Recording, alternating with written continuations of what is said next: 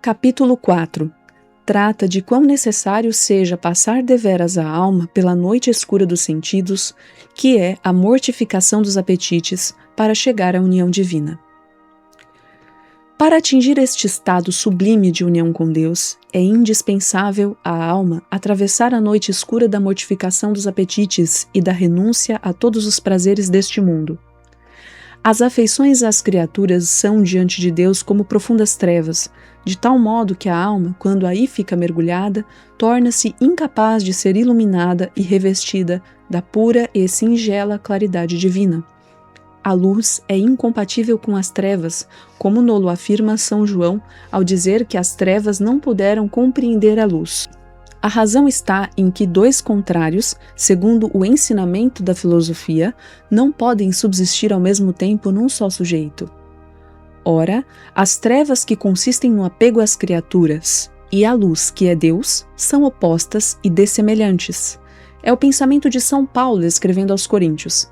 Que pode haver de comum entre a luz e as trevas? Portanto, se a alma não rejeita todas as afeições às criaturas, não está apta a receber a luz da união divina. Para dar mais evidência a esta doutrina, observemos que o afeto e o apego da alma à criatura a torna semelhante a esta mesma criatura. Quanto maior a afeição, maior a identidade e semelhança, porque é próprio do amor fazer o que ama semelhante ao amado. Davi, falando dos que colocavam o amor nos ídolos, disse: sejam semelhantes a eles os que os fazem, e todos os que confiam neles. Assim, o que ama a criatura desce ao mesmo nível que ela, e desce de algum modo ainda mais baixo, porque o amor não somente iguala, mas ainda submete o amante ao objeto do seu amor. Deste modo, quando a alma ama alguma coisa fora de Deus, torna-se incapaz de se transformar nele e de se unir a ele. A baixeza da criatura é infinitamente mais afastada da soberania do Criador do que as trevas o são da luz. Todas as coisas da terra e do céu comparadas com Deus, nada são, como disse Jeremias: olhei para a terra, e eis que estava vazia, e era nada, e para os céus, e não havia neles luz. Dizendo ter visto a terra vazia, dá a entender todas as criaturas e a própria terra serem nada, acrescentando: contemplei o céu e não vi luz, quer significar que todos os astros do céu comparados com Deus são puras trevas.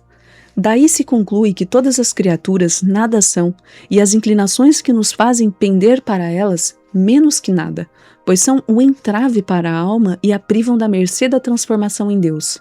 Assim como as trevas, igualmente, por serem a privação da luz, são nada e menos que nada. Quem está nas trevas não compreende a luz.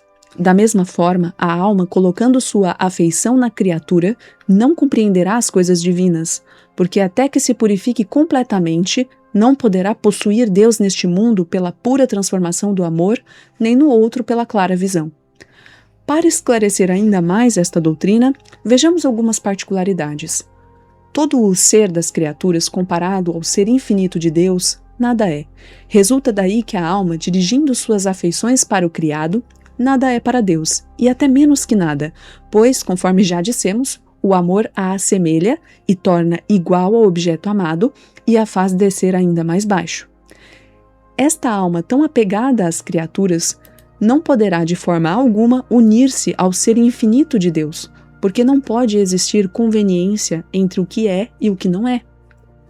Descendo a alguns exemplos particulares, vemos que toda a beleza das criaturas comparada à infinita beleza de Deus não passa de suma fealdade, segundo diz Salomão nos Provérbios. A graça é enganadora e vã a formosura.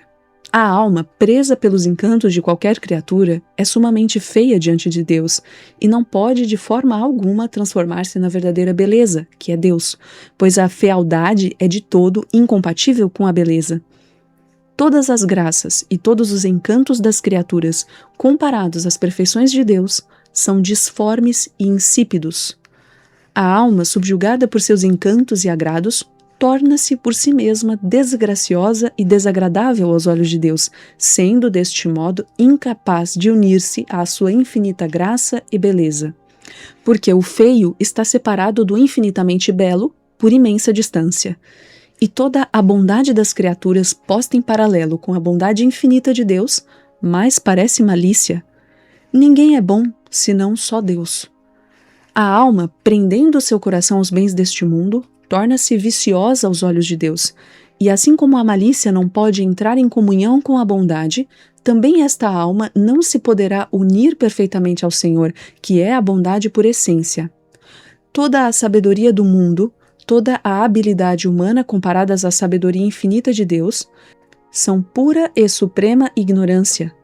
São Paulo o ensina aos Coríntios: a sabedoria deste mundo é estultícia diante de Deus.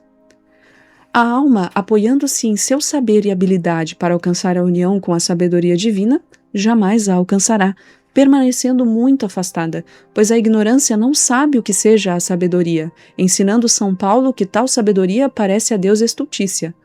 Aos olhos de Deus, os que creem algo saber são os mais ignorantes. O apóstolo, falando desses homens, teve razão em dizer aos romanos: porque atribuindo-se o nome de sábios, se tornaram estultos. Só chegam a adquirir a sabedoria divina aqueles que, assemelhando-se aos pequeninos e ignorantes, renunciam ao próprio saber para caminhar com amor no serviço de Deus.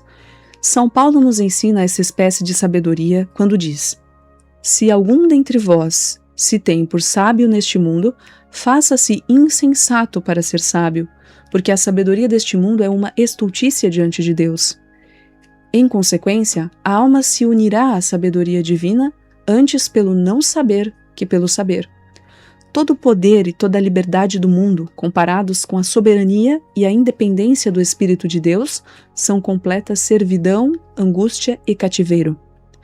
A alma enamorada das grandezas e dignidades, ou muito ciosa da liberdade de seus apetites, está diante de Deus como escrava e prisioneira, e como tal, e não como filha, é tratada por ele, porque não quis seguir os preceitos de sua doutrina sagrada que nos ensina: quem quer ser o maior, deve fazer-se o menor, e o que quiser ser o menor, seja o maior. A alma não poderá, portanto, chegar à verdadeira liberdade de espírito que se alcança na união divina, porque, sendo a escravidão incompatível com a liberdade, não pode esta permanecer num coração de escravo, sujeito a seus próprios caprichos, mas somente no que é livre, isto é, num coração de filho. Neste sentido, Sara diz a Abraão, seu esposo, que expulse de casa a escrava e seu filho. Expulsa esta escrava e seu filho, porque o filho da escrava não será herdeiro com o meu filho Isaque. Todas as delícias e doçuras que a vontade saboreia nas coisas terrenas, comparadas aos gozos e às delícias da união divina, são suma aflição, tormento e amargura.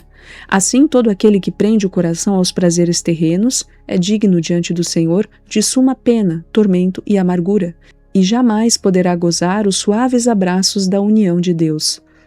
Toda a glória e todas as riquezas das criaturas, comparadas à infinita riqueza que é Deus, são suma pobreza e miséria. Logo, a alma afeiçoada à posse das coisas terrenas é profundamente pobre e miserável aos olhos do Senhor, e por isto jamais alcançará o bem-aventurado estado da glória e riqueza, isto é, a transformação em Deus, porque há infinita distância entre o pobre e indigente e o sumamente rico e glorioso. A sabedoria divina, ao se queixar das almas que caem na vileza, miséria e pobreza, em consequência da afeição que dedicam ao que é elevado, grande e belo, segundo a apreciação do mundo, fala assim nos Provérbios: a vós, ó homens, é que eu estou continuamente clamando, aos filhos dos homens é que se dirige a minha voz. Aprendei, ó pequeninos, a astúcia, e vós, insensatos, prestai-me atenção. Ouvi, porque tenho de vos falar acerca de grandes coisas. Comigo estão as riquezas e a glória, a magnífica opulência e a justiça, porque é melhor o meu fruto que o ouro e que a pedra preciosa, e as minhas produções melhores que a prata escolhida. Eu ando nos caminhos da justiça, no meio das veredas do juízo, para enriquecer aos que me amam e para encher os seus tesouros. A divina sabedoria se dirige aqui a todos os que põem o coração e as afeições nas criaturas. Chama-os de pequeninos, porque se tornam semelhantes ao objeto de seu amor, que é pequeno. Convida-os a ter prudência e a observar que ela trata de grandes coisas e não de pequenas como eles. Com ela e nela se encontram a glória e as verdadeiras riquezas desejadas, e não onde eles supõem. A magnificência e justiça lhes são inerentes, e exorta os homens a refletir sobre a superioridade de seus bens em relação aos do mundo. Ensina-lhes que o fruto nela encontrado é preferível ao ouro e às pedras preciosas. Afinal, mostra que sua obra na alma está acima da prata mais pura que eles amam. Nestas palavras se compreende todo o gênero de apego existente nesta vida.